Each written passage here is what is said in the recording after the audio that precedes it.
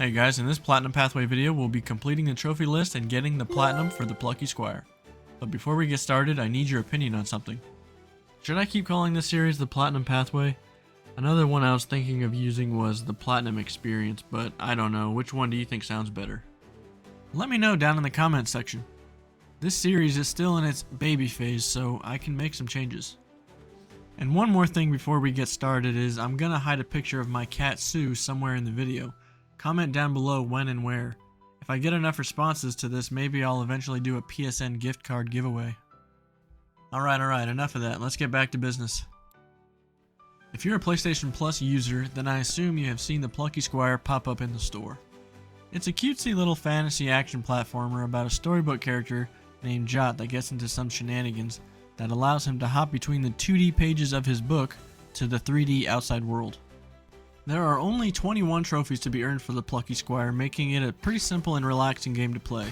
They mostly consist of story-related ones that don't require any extra effort, sentence rearranging, which we'll get into a little later, and collectibles.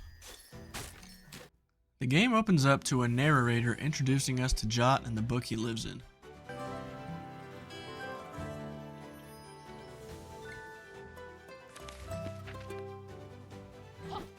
Once upon a time, there was a plucky squire named Jot.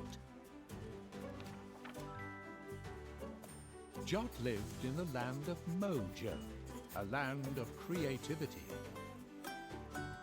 We soon meet Jot's badass neighbor, a DJ wizard named Moonbeard, who then asks us to get some wax from a bee so he can press some more records. So of course we're gonna help him out because who could deny DJ Wizard? I mean, come on.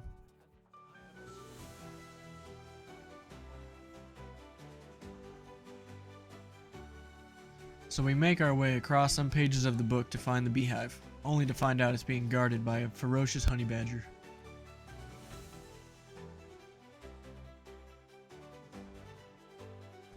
A minigame ensues where we have to box the honey badger, and this is one of the instances where the charm of this game really shows. Throughout the Plucky Squire, there are a few of these minigames that mimic other games' styles. They might seem out of place, but I think they're a neat addition. So we kick the honey badger's ass and we are rewarded with the first trophy, Powerful Puncher. A few seconds later we get a glimpse of the game's villain, the evil wizard Humgrump.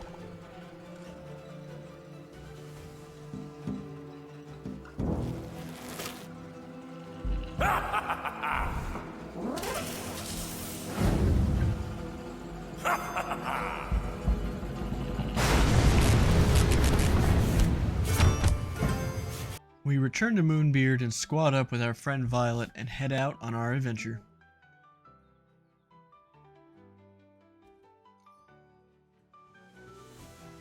On the very next page of the book, we get our next trophy, the Joy of Art, which is given for finding the first scroll of the game. There are about 50 of these throughout, and they are both found scattered around and purchased from the upgrade store.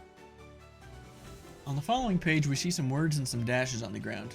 This is the sentence rearranging I was referring to before, and it's another neat game mechanic where we can alter the book's world by switching up the words. A few seconds later we find a cute little creature in the bushes called a glitchbird, and that gives us the fittingly named Cute Little Glitchbird trophy. These are the other collectibles that we will need to keep an eye out for.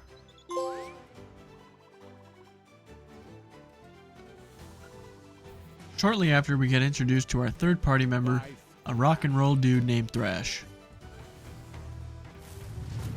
A few pages and some simple puzzles later, we run into the evil wizard and he ejects us from the story, sending us onto a kid's desk into the 3D world. This is where the platforming of the game comes into play. It's mostly just finding new trinkets and fighting off bugs. This particular trip we meet a bookworm that teaches us how to hop between the 2D and the 3D worlds. Taking a dive off the kid's desk will earn us the Optimistic Explorer trophy. There is a point in the game where you need to fight an elf archer in order to get her bow. There isn't a trophy involved, but it's worth mentioning because in order to fight her, we have to hop inside of her Magic the Gathering looking card. Maybe if they ever make a sequel to the Plucky Squire, they will push this concept farther and make us visit an array of media to get the items we need to beat the bad guy. Imagine, we could go from a Pokemon card to get a Pokeball, to a comic book to get the Infinity Gauntlet, then to the Back to the Future DVD cover to get the DeLorean. I don't know, cool concept maybe. The next 3 trophies I got had to do with rearranging the sentences on the pages. The order I got them was Huge Frog, Huge Bridge, and Cheese Mushrooms. Sometimes it's necessary to grab words from one page and carry them over to the others to make the sentence you need.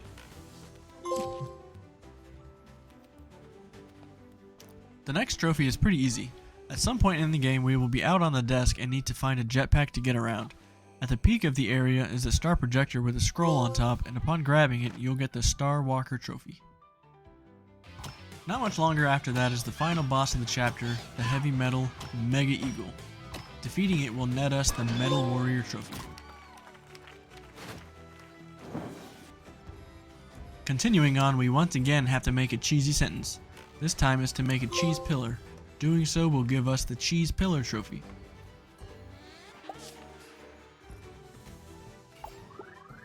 In one of the later chapters we get to play another minigame. This time we play as Violet and it's to take on the classic bubble shooter. After whittling the little mage's health down to 0, we get the Mighty Witch trophy.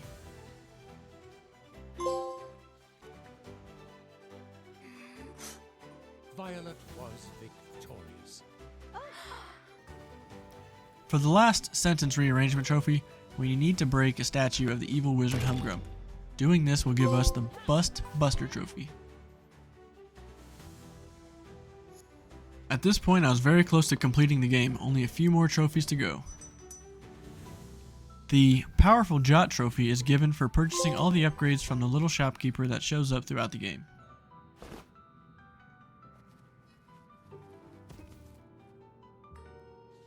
Throughout Chapter 9 there are a few sequences where we have to play as a little mouse and sneak past a bunch of guards. Completing all of these will reward us with the Wretched Rodent trophy.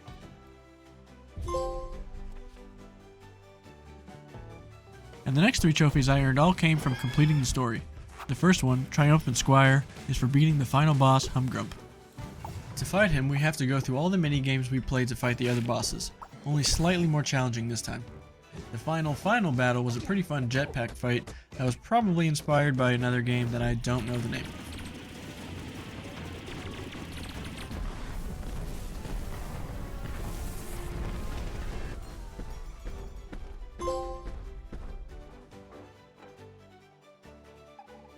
After a bunch of cutscenes and dialogue, the Story Complete and Adventure Complete trophies will pop.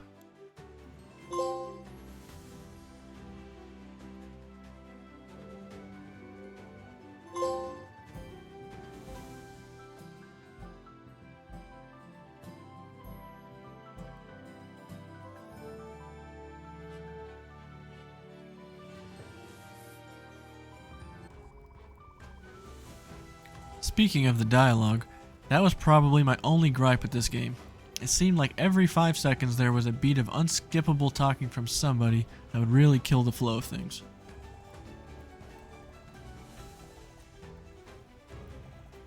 Now onto some cleanup trophies. Luckily there is a chapter select feature, so it made getting them easy enough. Jot cleared his In one of the early chapters we will come across a fish that we need to catch. Now he If you was catch the ready fish on your to very grab first the try, fish. you will get the Perfect Fish Grab trophy. But if you're like me, you may have to restart the checkpoint a dozen times before you finally do.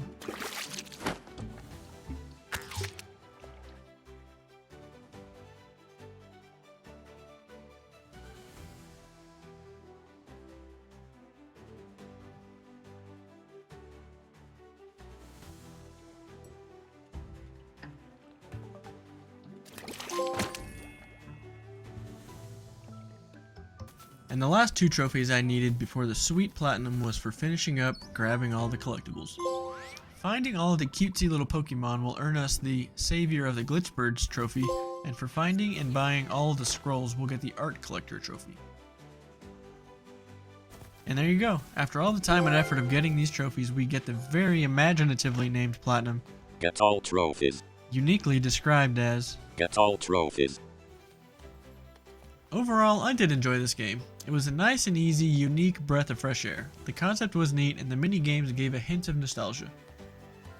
And like I said before, the only thing I didn't care for was the amount of unskippable points of dialogue that could really jam up the game. This ended up being my overall platinum number 135 and will be my third entry in the Platinum Pathway series.